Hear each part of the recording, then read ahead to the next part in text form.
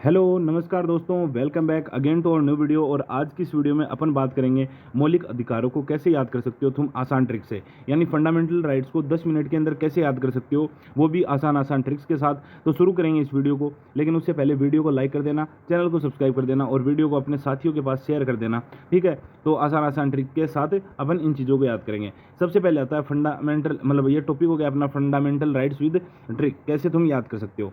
तो सबसे पहले आता है right to equality, article 14 to 18। ये जो चीज़ें हैं, ये जैसे जैसे आगे मैं वीडियो में जाऊंगा तो तुम्हें ये चीज़ें याद हो जाएंगी। इक्वलिटी के, फ्रीडम के, एक्सप्लॉयटेशन के आर्टिकल कौन से हैं, रिलीजन के कौन से हैं। बस तुम्हें याद नहीं, ये नहीं होगा, थोड़ा बहुत कन्फ्यूजन रहेगा कि आर्टिकल नंबर 18 तक है या फिर 19 तक है, आर्टिकल नंबर 30 तक है या फिर 31 तक है, ये थोड़ा सा कन्फ्यूजन रहेगा। तो इसको तुम ये ऐसे याद कर सकते हो, यहाँ पर टोटल 5 आर्टिकल है, यहाँ पर टोटल 4 आर्टिकल है, यहाँ पर टोटल 2 आर्टिकल है, यहाँ पर टोटल 4 आर्टिकल है, यहाँ पर टोटल 2 आर्टिकल है, यहाँ पर टोटल 1 आर्टिकल। तो कैसे याद करोगे, एक जगह छोड़ दो, फिर नीचे, इसके नीचे एक जगह छोड़ दो, फिर बीच में लिख दो 4 2 4 2, इसमें एक प्लस करोगे, ठीक है, तो कितना होगा 5, और इसमें एक माइनस करोगे तो कितना होगा 1।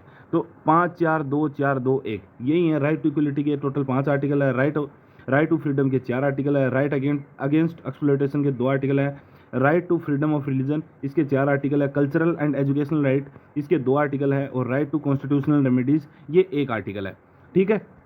तो बस ये याद रख लो। इसके बाद में इक्वलिटी के तुम्हें अपने आप पता चल जाएंगे, ठीक है। तो स्टार्ट करते हैं। अब सबसे पहले अपन यही बात करेंगे आर्टिकल 14 टू 18 को कैसे याद रखना है। तो आर्टिकल 14 टू 18 को ऐसे याद रखना है, अगर किसी कंट्री में लॉ होगा तो वो क्या करेगा, वो रिमूव करेगा। किस चीज़ को रिमूव करेगा, अगर कोई भी डाउट आएगा, ठीक है, डाउट आएगा तो उसको जो है वो रिमूव करेगा। अब मैंने देखो बी को छोटा लिखा है, रिमूव को छोटा लिखा है, और सब कुछ मैंने कैपिटल में लिखे हैं। तो इस ट्रिक के अंदर इनका कोई मतलब नहीं बनता। लो से तुम्हें याद हो जाएगा आर्टिकल 14, ठीक है, डी से आर्टिकल 15, ओ से आर्टिकल 16, यू से आर्टिकल नंबर 17, और टी से आर्टिकल नंबर 18, ये तुम्हें याद हो जाएंगे, ठीक है। तो अब देख लेते हैं कैसे याद होंगे। सबसे पहले लो, रिमूव, डाउट, ठीक है, बी के स्मॉल है, बी काट दो, रिमूव स्मॉल है तो रिमूव को काट दो। तो लो कैपिटल में, तो लो से देखो क्या होगा, लो। तो ये है आर्टिकल नंबर 14, क्या है, इक्वलिटी बिफोर लो, यानी विधि के समक्ष समानता। जो भी अपना लो है उसके सामने समानता वो कौन सा आर्टिकल बताता है, वो आर्टिकल 14 बताता है। डी से डिस्क्रिमिनेशन यानी भेदभाव, तो प्रोहिबिशन ऑफ डिस्क्रिमिनेशन, भेदभाव का प्रतिषेध, ठीक है। तो ये आर्टिकल 15 हो गया। आर्टिकल नंबर 16 तुम याद करोगे तो आर्टिकल नंबर 16 डाउट, और डाउट में ओ आता है आर्टिकल 16 पर, तो ओ से अपॉर्चुनिटी, इक्वलिटी ऑफ अपॉर्चुनिटी, अवसर की समानता। यू से तुम्हें आर्टिकल नंबर 17 है ये, ठीक है, यू से। और तुमने आयुष्मान खुराना की मूवी भी देखी है, आर्टिकल नंबर 17, तो वो किस लिए है, अबोलिशन ऑफ अनटचेबिलिटी, अस्पृश्यता का अंत। और टी से क्या हो जाएगा, एबोलिशन ऑफ टाइटल्स, उपाधि का अंत। ये कौन सा आर्टिकल है, ये आर्टिकल 18 हो गया, ठीक है। तो ये याद रह जाएंगे, लो से लो, डी से डिस्क्रिमिनेशन, ओ से अपॉर्चुनिटी, यू से अनटचेबिलिटी, और टी से टाइटल। अब इनको थोड़ा सा डेप्थ में देख लेते हैं, ज़्यादा डेप्थ में नहीं देखेंगे, थोड़ा सा डेप्थ में देख लेते हैं। आर्टिकल नंबर 14, ठीक है, कैसे याद किया था अपन ने, लो से क्या याद किया था, इक्वलिटी बिफोर लो, यानी विधि के समक्ष समानता, ठीक है। तो यहाँ से तुम्हें पता चल रहा है ये समानता का आर्टिकल है, सीधा सीधा ही पता चल रहा है।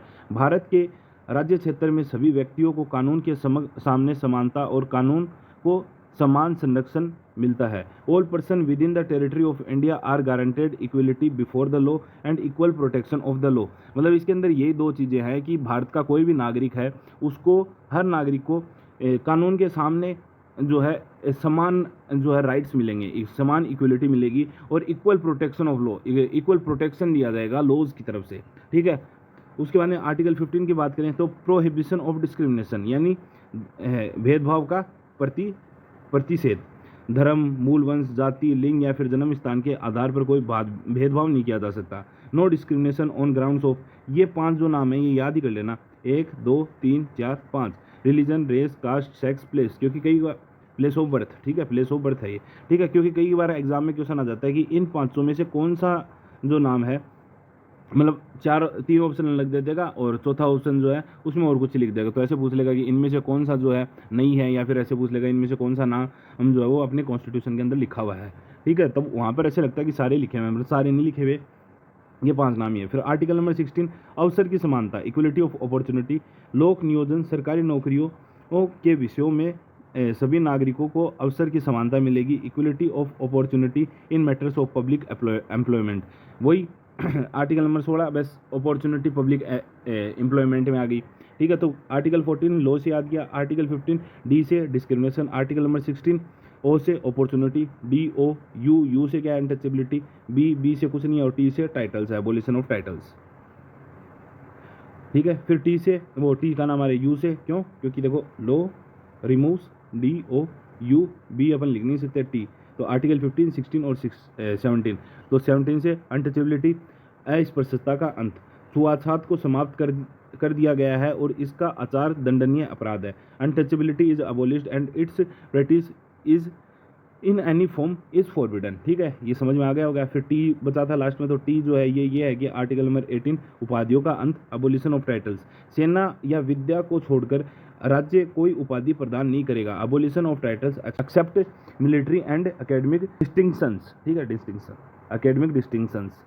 तो यहाँ से तुम्हें क्या आएगा कि मतलब जैसे जो कर्नल लग जाता है, लेफ्टिनेंट, आगे कोई भी नाम लग जाता है, या फिर इसके अलावा ये लग जाता है कि डॉक्टर, कोई भी नाम, डॉक्टर पंकज हो गया या फिर कुछ भी नाम, ठीक है, वो चीज़ें अपन, वो उपाधि हो सकती है, एकेडमिक और मिलिट्री से रिलेटेड उपाधि हो सकती है, पर अपन किसी को ये उपाधियाँ नहीं दे सकते, रानी की, राजा की, ठीक है, ये उपाधियाँ अपन नहीं दे सकते। इसके अलावा कोई भी और बाकी उपाधि होगी ना, वो अपन नहीं दे सकते किसी को, ये तो वो यही होगा कि सबके बीच में समानता लाने का ही एक आर्टिकल है, तो ऐसे तुम्हें याद रह जाएगा, ठीक है। अनटचेबिलिटी भी समानता का ही है, तो ऐसे तुम्हें आर्टिकल 14 to 18 तक याद रह जाएंगे। 19 की बात करें तो 19A जो है वो है आवाज़ उठाओ, आवाज़ उठाओ से राइट टू स्पीच, ठीक है, राइट टू स्पीच यानी बोलने की, मतलब बोलने की जो है अपने पास आज़ादी, आवाज़ तभी उठा रहे, तो ए से आवाज़ उठाओ, बी से बिना हथियार, बिना हथियार जो है कहीं पर भी अपन जो है कोई प्रोटेस्ट कर सकते हैं, ठीक है, प्रोटेस्ट कर सकते हैं, ये है। 19C जो है वो कमेटी के बारे में बताता है कि तुम कोई भी कमेटी बना सकते हो।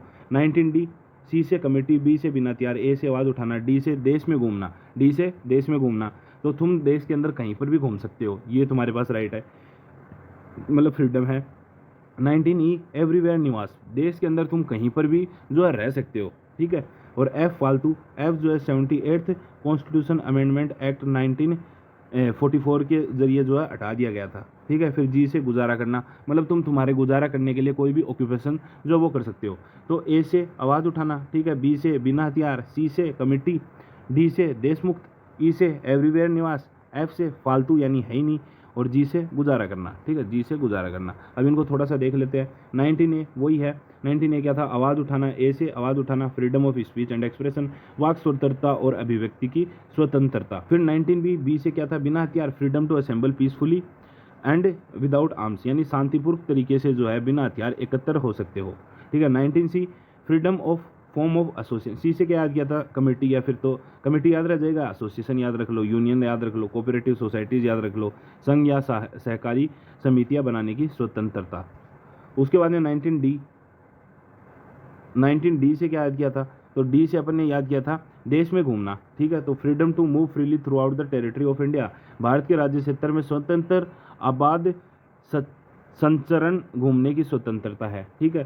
फिर 19E से अपन ने क्या याद किया था? ई से एवरीवेयर सेटल, तो ई से freedom to reside and settle in any part of the territory of India, Bharat के राज्य क्षेत्र में किसी भी भाग में निवास करने या बसने की स्वतंत्रता है, ठीक है।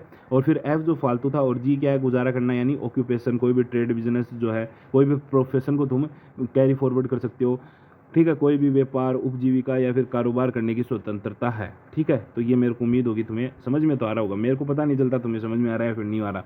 इसके बाद में आते हैं आर्टिकल नंबर 20, 21, 22, ठीक है। ये 19, 20, 21, 22 जो है ये सारे फ्रीडम के थे, ठीक है।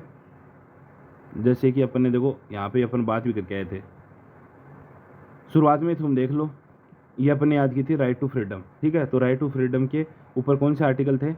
तो राइट टू फ्रीडम के ऊपर ये वाले आर्टिकल थे। 19 अपन ने पढ़ लिया, 20, 21, 22 और 23, 24 के लिए मैं सिर्फ एक स्टोरी बताऊंगा तुम्हें, ठीक है। साल का लड़का था जिसने कोई अपराध कर दिया, ठीक है, अपराध कर दिया, ठीक है, अपराध कर दिया, तो उसे क्या है? उसे जो है दोषी सिद्ध करने के लिए सरकार लग गई, भी जुट गई कि हम तुझे दोषी सिद्ध करेंगे, मतलब सरकार क्या जुट गई, मतलब अगली पार्टी जुट गई कि हम तुझे दोषी सिद्ध करेंगे। आर्टिकल 20 इतना याद रखना है। फिर वो जो है मतलब दोषी सिद्ध नहीं हुआ, उस तब क्या करने लगा? उसे जो जेल में बंद नहीं किया। क्यों नहीं किया उसे जेल में बंद? क्योंकि उसे जीना था, अभी और जीना था। और वो उसके बाद में क्या हुआ, वो 21 उम्र का जैसे ही हुआ उसकी वैसे ही उसकी पढ़ाई पूरी हो गई। ठीक है, पढ़ाई पूरी हो गई। इतने में वो 22 साल का हुआ, तब उसे सरकार ने अरेस्ट कर लिया। ठीक है, ये थोड़ा सा याद रखना, कोई कहानी सी मतलब ऐसी कि 20 साल में अपराध किया, दोषी सिद्ध नहीं हो पाया, इसलिए 21 साल तक उसने पढ़ाई की। 21 साल का होते ही उसकी पढ़ाई कंप्लीट हो गई, लेकिन उसको जो है 22 साल का होते ही अरेस्ट कर लिया। उसे क्या कर लिया, 22 साल का होते ही अरेस्ट कर लिया।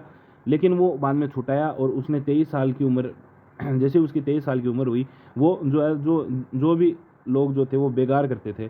ठीक है, बेगार जो ह्यूमन टेरिफिंग होती थी, वो जितनी भी ये चीज़ें होती थी, ठीक है, जो इंसान को बेच देते हैं और बंधुआ मजदूरी है, इन सब चीज़ों के अंदर पड़ गया, मतलब उनका बचाव करने लगा। मतलब और उसको बाद में पता चला कि सिर्फ ये बड़े लोगों के साथ नहीं है, बच्चों के भी साथ है। तो 24 साल की उम्र तक वो इतना अच्छा इंसान बन गया। ठीक है, तो ये कहानी थोड़ी सी याद रख लेना।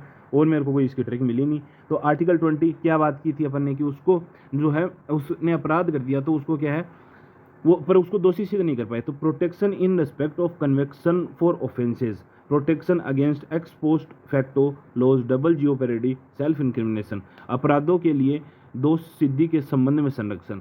यानी तुम इतना याद रख लो कि आर्टिकल 20 जो है वो अपराधी साबित होने से पहले, यानी अरेस्ट होने से पहले जो भी चीज़ें होती है उनसे बचाता है। और आर्टिकल नंबर 22 जो है ना, वो अपराधी सिद्ध होने के बाद, मतलब अरेस्ट होने के बाद चीज़ों से बचाता है। तो इसके अंदर ज़्यादा कुछ तो नहीं है, सिर्फ यही है कि जिस समय तुम जो है कोई गलती करोगे, जिस समय तो तुम कोई गलती करोगे, उस समय के लॉ के हिसाब से तुम्हें सज़ा होगी। ठीक है, एक इसके अंदर ये है कि तुम्हारी जो सज़ा है वो वही सज़ा होगी, मतलब वो सज़ा एक ही बार मिलेगी, डबल जियोपेरिडी नहीं मिलेगी तुम्हें। ठीक है, और एक दो चीज़ें और है इसके अंदर, वो तुम देख लेना। उसके अंदर आर्टिकल नंबर 21 जो है वो है protection of life and personal liberty. मैंने तुम्हें कहा था कि वो दोषी सिद्ध नहीं हुआ।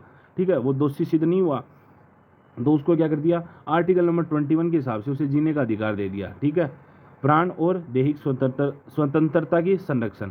ठीक है, फिर मैंने तुम्हें कहा था उसने 21 साल की उम्र में पढ़ाई कंप्लीट कर ली थी, तो 21A में उसकी पढ़ाई कंप्लीट हो गई।